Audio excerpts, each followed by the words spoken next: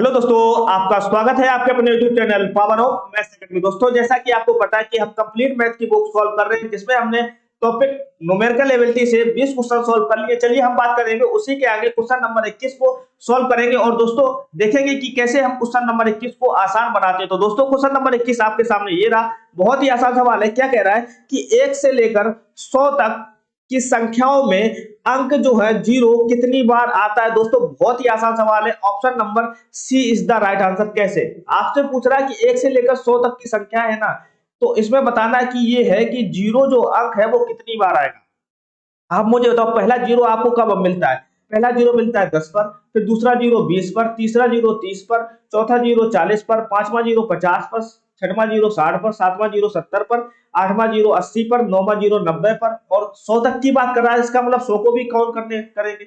जब बात तक की हो रही ना, तो इन दोनों को भी काउंट करते हैं। समझ रहे हो बात को? आप मुझे तो टोटल 0 कितने हो गए? यहाँ तक तो 9 0 हो जाएंगे, क्योंकि 10 से लेकर 90 तक कितने 0 हो जाएंगे? 9 0 हो जाएंगे।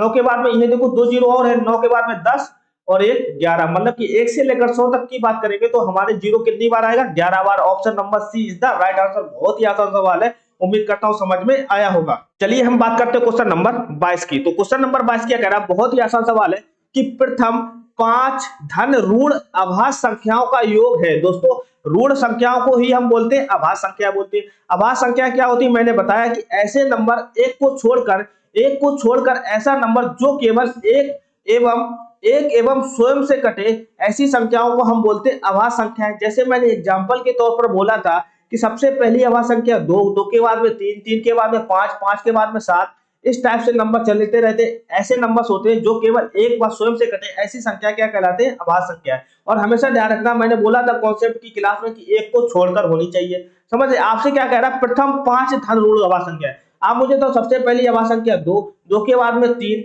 इन सबका योग करना है। 2 के बाद 3, 3 के बाद 5, 5 के बाद में 7, 7 के बाद में 11। ये देखो 5 संख्या हो गई, इनको जोड़ दो बस। 2 3 5 5 10, 10 और 18 की बात करेंगे, कितना हो जाएगा? 28। Option number C is the right answer. बहुत ही आसान सवाल है, उम्मीद करता हूं समझ में आया होगा। चलिए हम बात करते हैं क्वेश्चन नंबर 23 की। तो क्वेश्चन नंबर 23 क्या कह रहा है कि सबसे छोटी अभाज्य संख्या है। दोस्तों हमेशा ध्यान रखना, सबसे जो छोटी अभाज्य संख्या होती है वो कितनी होती है? 2। और एक चीज हमेशा और ध्यान रखना, सबसे छोटी अभाज्य संख्या 2 तो है, लेकिन 2 जो है एकमात्र सम अभाज्य संख्या है।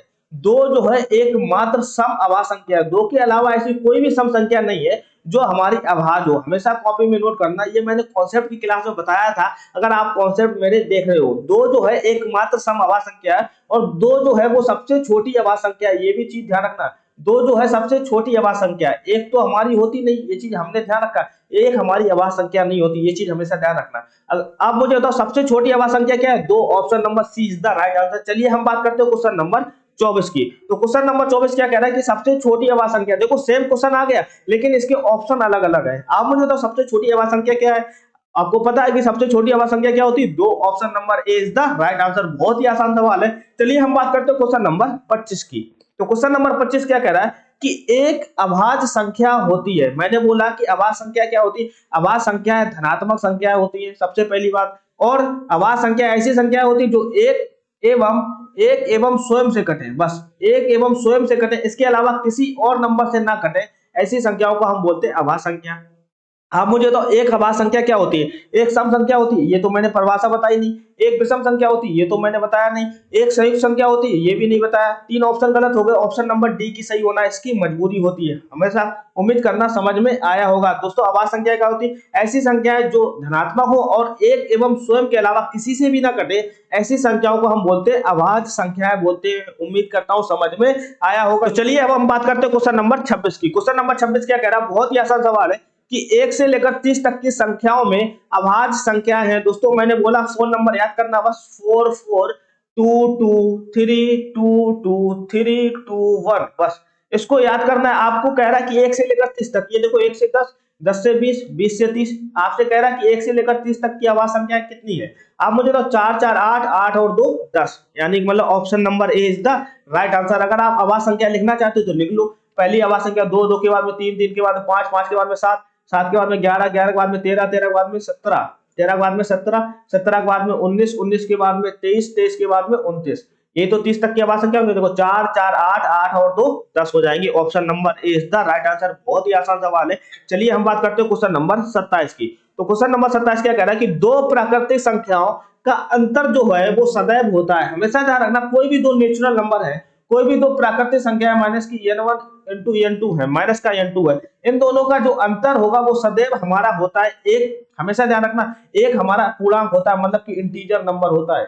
एक हमारा इंटीजर नंबर होता है, एक हमेशा पूर्णांक होता है। ये चीज हमेशा ध्यान रखना। हमेशा कभी भी आप कोई भी दो नेचुरल नंबर ले लो, मानो कि मान ले मैंने बोला n1 2 ले लो और n2 ले लो 3, दो में से 3 जाएगा, कितना बचेगा? -1। और इंटीजर्स नंबर्स क्या होते हैं? -1 इंटीजर्स नंबर होता है। ये मैंने कॉन्सेप्ट में बहुत ही अच्छे से बताया है कि इंटीजर्स नंबर्स क्या होते हैं। अगर मैं शॉर्ट फॉर्म में समझाऊं कि इंटीजर्स नंबर की बात करूं तो इस टाइप के नंबर, जैसे मैंने बोला -4, -3, -2, -1, -0, -1, -2, इस टाइप के जो नंबर होते हैं वो हमारे क्या कहलाते हैं? Integer number. आप कॉन्सेप्ट देखिएगा, आपको अच्छे से समझ में आएगा। चलिए option number A is the right answer. चलिए हम बात करते हैं क्वेश्चन नंबर 28 की। तो क्वेश्चन नंबर 28 क्या कह रहा है कि 4 अंकों की सबसे बड़ी पूर्ण वर्ग संख्या है। दोस्तों 4 अंकों की सबसे बड़ी पूर्ण वर्ग संख्या क्या हो सकती है? हमेशा ध्यान रखना, जब भी 4 अंकों की बात कर रहा है ना, 4 अंकों की सबसे बड़ी पूर्ण वर्ग संख्या क्या बनाएगी? 4 अंकों की पूर्ण वर्ग संख्या वही होगी जो इसमें 2 अंकों के डिजिट हाईएस्ट का वर्ग होगा, तभी तो वो पूर्ण वर्ग संख्या होगी। आप मुझे बताओ, हमेशा ध्यान रखना, जब भी 2 अंकों के हाईएस्ट, यहाँ पर 2 प्लेस जो होंगे वो हाईएस्ट होंगे और उसका वर्ग करेंगे, तभी वो 4 अंकों की हाईएस्ट मतलब कि सबसे बड़ी पूर्ण वर्ग संख्या बनाएगी। कहने का मतलब ये हुआ, पहला नंबर हमारा 9 होना चाहिए, दूसरा नंबर 9। देखो दोनों हाईएस्ट है, 9 से बड़े तो कोई नंबर होते नहीं। आप मुझे तो इन दोनों नंबर का स्क्वायर करोगे तभी वो 4 अंकों की बड़ी से बड़ी संख्या बनाएगी। आप मुझे तो 99 का स्क्वायर मैंने बोला है, 100 से कितना कम? 1, 1 का स्क्वायर लास्ट में 0 बन होगा और 99 में से 1 कम करोगे कितना आएगा? 9801। 9801 कहां दे रखा है? यही हमारी सबसे बड़ी पूर्ण वर्ग संख्या होगी। उम्मीद करता हूं समझ में आया होगा। तो चलिए अब हम बात करते हैं क्वेश्चन नंबर 29 की। क्वेश्चन नंबर 29 क्या कह रहा है कि वह छोटी से छोटी संख्या जिसे 269 में जोड़ने पर पूर्ण वर्ग संख्या प्राप्त हो वह है। आप मुझे तो छोटी से छोटी संख्या क्या होगी? अगर आप 269 में जोड़ोगे ना तो वो एक पूर्ण वर्ग होना चाहिए, यानी कि किसी भी नेचुरल नंबर का स्क्वायर ही हमारा क्या कहलाता है? पूर्ण वर्ग। 269 में अगर आप ऑप्शन ए देखो 31 जोड़ोगे तो 69, 170 और 300। आप मुझे तो 300 के किसी भी नंबर का स्क्वायर होता है? आप कहोगे नहीं होता है, तो ऑप्शन नंबर ए गलत। आप मुझे तो 269 में अगर आप 16 जोड़ोगे तो कितना आएगा? 285।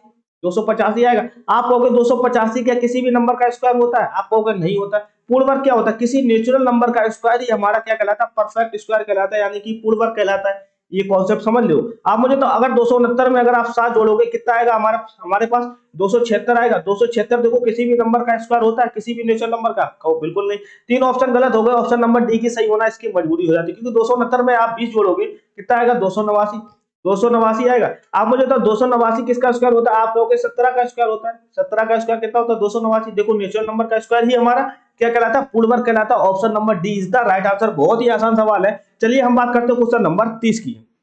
तो क्वेश्चन नंबर 30 क्या कह रहा है? यदि संख्या इतनी संख्या दे रखी है ए 6 से पूर्णतः विभाज्य है तो ए के स्थान पर सबसे बड़ा अंक क्या होगा? 6 की डिविजिबिलिटी क्या है? ऐसा नंबर जो हमारा 2 से कटना चाहिए और 3 से कटना चाहिए। अगर 2 और 3 से दोनों से कट रहा है ना तो वो नंबर हमारा 6 से कट जाएगा। अब 2 से कटना चाहिए, इसकी जगह इसका मतलब ए देखो सबसे लास्ट में दे रखा, ए की वैल्यू क्या होनी चाहिए? इवन नंबर होना चाहिए, यानी कि 0 2 4 6 8। यहाँ लास्ट में अगर कोई नंबर 2 से कट रहा है तो 2 की डिविजिबिलिटी क्या है? लास्ट में 0 2 4 6 और 8 होना चाहिए। इसके अलावा कोई भी नंबर नहीं होना चाहिए। इसका मतलब ऑप्शन नंबर ए और ऑप्शन नंबर डी गलत हो गया। समझ रहे हो? आप मुझे तो 2 से कटने का नियम देखो 6 हो सकता है या 8 हो सकता है। समझ रहे हो? आप मुझे बताओ बहुत ध्यान से। आप देखो 2 से तो कट जाएगा 6 8। आप देखो 3 से काटो। 3 की डिविजिबिलिटी क्या कहती है कि 3 के मल्टीपल जहां भी दिखे उसको काट दो। देखो 6 से को काट दो, 3 दूनी 6 होता है, 3 काट दो, 3 त्रिका 9 होता है। आप देखो बनाओ 2 5 7 7 2 9 होता है, ये भी पूरा कट जाएगा। आप मुझे तो 5 1 6 होता है, ये भी कट जाएगा। इसका मतलब एक ही वैल्यू यहाँ क्या रखूंगा जो 3 से कटेगा? आप मुझे तो एक ही वैल्यू मैं 8 रखता हूँ तो 3 कभी 8 को काटेगा? नहीं काटेगा। मतलब कि 6 ही होना चाहिए, तभी तो 3 दूनी 6 होता है। 3 से भी कट जाएगा, इसका मतलब 3 से भी कट जाएगा, 2 से भी कट जाएगा, वो नंबर हमारा 6 से भी कटेगा। Option number B is the right answer. उम्मीद करता हूँ दोस्तों आज का सेशन आपको बहुत ही अच्छा लगा होगा। दोस्तों अगर ये सेशन पसंद आया हो तो प्लीज लाइक कर दीजिए और चैनल पर नए हो तो प्लीज सब्सक्राइब कर देना। चलिए दोस्तों मिलते हैं फिर नेक्स्ट सेशन में, तब तक के लिए दोस्तों जय हिंद दोस्तों।